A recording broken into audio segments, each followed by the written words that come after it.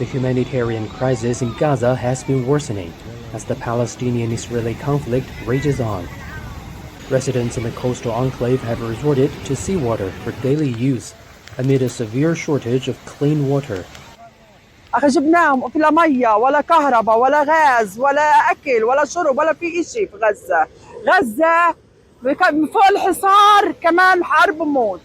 فوق الحصار مش ساكفين بالحصار، موتونا بالحصار وموتوا شبابنا ومستقبل أولادنا كمان الحرب. حاولت بدي أنزل أتحمم وأجيب شوية مية هيك نحمم الأولاد ونغسل الغسيل. ننزلنا على البحر ملناش الا منفس ولو انه خطر، بس ايش بدنا نعمل؟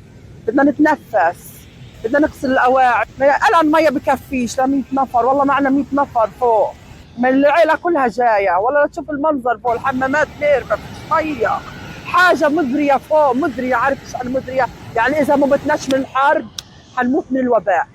وبنيجي عشان على البحر عشان نعبي مي لحمام لجالي، عشان زي ما انت شايف المي مقطوعه يعني.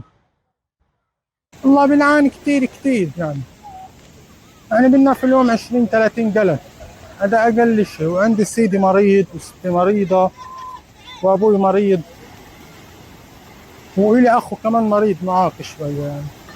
إحنا من سكان تل الهوى من نازحين لدير البلح. إحنا هنا تقريبا يوميا بنيجي على البحر لأنه هو البحر منفسنا الوحيد.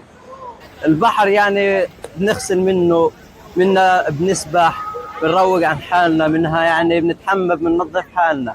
يعني من قلة المية، من انعدام المية أصلا